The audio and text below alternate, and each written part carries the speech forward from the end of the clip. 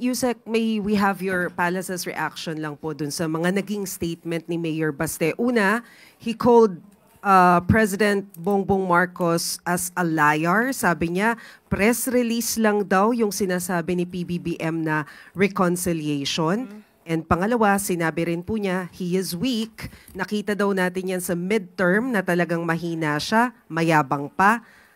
Magsabi ng 12-0, natalo naman daw yung mga kandidato niya. Yun po muna, ma'am. Marami pa ba? Sige, hintayin ko yung iba pa niya mga sinabi. Unang-una, pinapansin pa ba si Mayor Baste Duterte sa kanyang mga sinasabi? Can we expect any nice word from him for the President? Expected na ganyan ang kanyang magiging reaksyon. Unang-una, patungkol sa liar, sino ba talaga ang liar? Ito ba'y patungkol sa sinasabing reconciliation?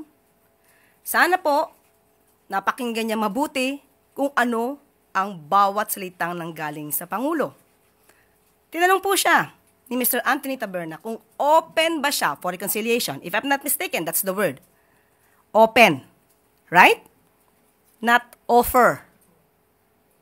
So malaki po ang pagkakaiba ng open for reconciliation at nag-o-offer ng reconciliation. Bilang ama ng bansa, tatanungin siya kung siya ba ay open for reconciliation sa mga Duterte at sa ibang mga taong maaaring nag-o-oppose sa mga polisiya niya. Ano po ba ang dapat tugunan, ang maging tugon ng isang ama ng bansa? Dapat lang, opo, open siya for reconciliation. Sino ba ang matinong leader ang hindi open for reconciliation? Sa ngayon, alam niyo naman po siguro kung sino yung hindi open for reconciliation. At sinabi rin po ng Pangulo na hindi lamang po mga Duterte, bakit lagi po kasi sa kanila lamang nakatuon.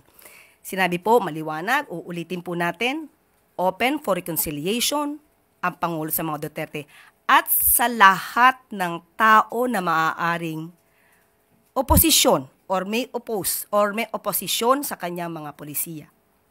Dahil gusto niya po na makapagtrabaho na maayos, magkaroon ng stability ang gobyerno para matugunan ang lahat ng pangangailangan ng taong bayan. So wala pong nagsisinungaling dito.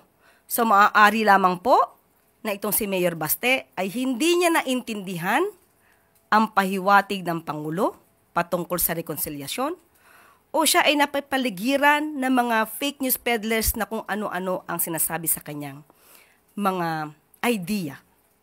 So nakakaawa po yung ganon. Okay, sa pangalawa, he is weak, mahina at mayabang. Sa isang eleksyon, hindi naman po talaga natin masasabi kung sino ang iboboto ng mga tao. Nirespeto po ng Pangulo kung ano po ang isinigaw ng bayan. Tandaan po natin, 6-6 ang nanalo po sa alyansa. Hindi po yan pangit na numero.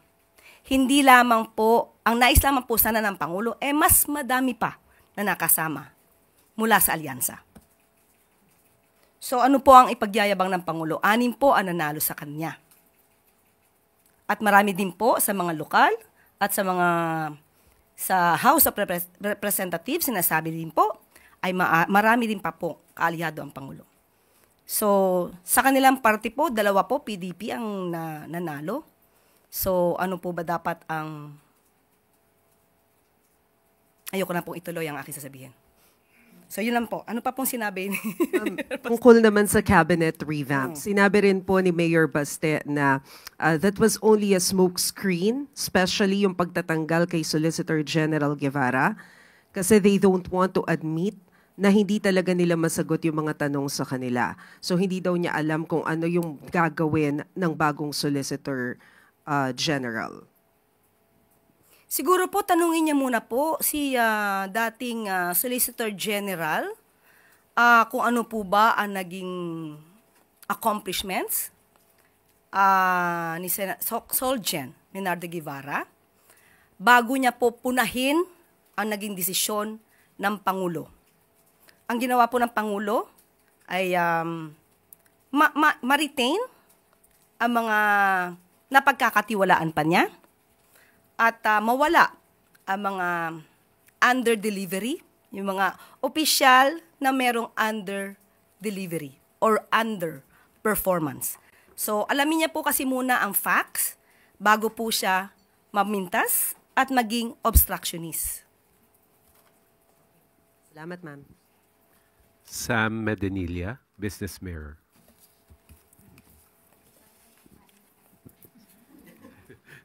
Good afternoon, ma'am. Ma'am, yung regarding lang po dun sa 1+ ni President Marcos, nung free rides during Sundays. Itatanong ko lang po kung magkano yung budget for that and kung saan po, bakit po hanggang 2028 lang yung project? Bakit hindi po siya even after the Marcos administration? Okay, unang-una sinabi din ng Pangulo, gusto ko lang itong ulitin, na sa ngayon po, ang nais ng Pangulo ay magtrabaho. Magtrabaho lang at iwasan ang pamumulitika. So, kaugnay na rin po ito sa kaninang tanong ni Ms. Maricel. Well, bakit? Bakit po nagkaroon ng ganitong klase na promo para sa family, para sa pamilya tuwing Sunday? Wala naman pong budget required for the MRT3 at LRT2. Yan din po ay ayon kay DOTR Secretary Vince Dizon. Dahil government run po ito, at karaniwan naman po pag Sunday ay hindi naman po napupuno ang LRT at MRT natin. So wala pong budget na required for this. At bakit hanggang June 2028, last Sunday ng June 2028? Dahil nais po ng Pangulo na bigyan din po ng karapatan ang susunod na administrasyon kung ano po ang nanaisin nilang programa patungkol po dito. Yan po ay respeto lang po ng Pangulo sa susunod na liderato. Thank you. Thank you po. Pia Gutierrez, ABS-CBN.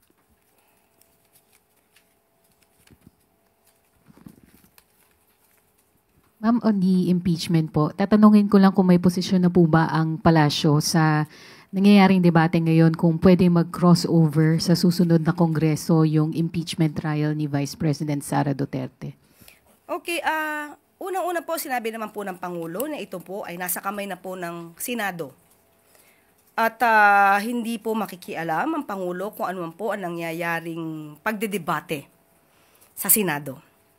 May kanya-kanya pong ideya dito. May nagsasabi po, mga eksperto rin, na maaari pong tumulay or tumawid sa 20th Congress dahil ayon na rin po sa isang Supreme Court decision, ang Senado po ay itinuturing na isang continuing body. So, hindi naman po siguro ito i-describe or ika-characterize ng Supreme Court na continuing body kung parang nakukonsider siyang na-terminate na o nag-expire na tulad ng House of Representatives. Pero kung ano po ang idea ng Pangulo patungkol dito, una po, maliwanag din sinabi ng Pangulo na impeach na po si VP Sara, kaya po hindi niya po ito papakialaman, wala po siyang anumang gagawin patungkol dito dahil lahat po ng mangyayari ay nasa Senado na po. Ang gusto lamang po niya, para sa kalahatan, hindi lamang po para sa impeachment, dapat lang po manatili ang due process, manatili ang proseso. Kung ang proseso po ay kasama po dito ang pagtugon at pagtupad ng mga probisyon ng konstitusyon, dapat sundin kung ano nasa konstitusyon, kung ano nasa batas, at kung ano ang rule of law. Follow up lang po, because the impeachment is a public accountability mechanism. Nangangamba po ba yung palasyo na hindi na matutuloy yung impeachment trial, lalo na po at may mga kumakalat na balita na merong mga draft resolutions seeking to dismiss yung articles of impeachment against the Vice President? Kung matuloy po o hindi matuloy ang impeachment, mukhang hindi na po yan sakop ng ating Pangulo. Ang gusto lang namin pong parating, sana po ay wag ipahid sa Pangulo kung ano man po ang magiging desisyon ng Senado dyan. Kasi marami po tayo nakikita, katulad po ng ibang mga protesters, ginagalang po natin ang kanilang mga opinion at mga ginagawa. Protesters na gustong ipatuloy ang impeachment trial. Pero sana po ay iwaksin nila sa kanilang isipan na may kinalaman po ang Pangulo dito dahil yan po ay solely the responsibility of the Senate. nasa kamay na po ng Senado kung ano po ang gagawin po nila dito patungkol sa impeachment proceedings.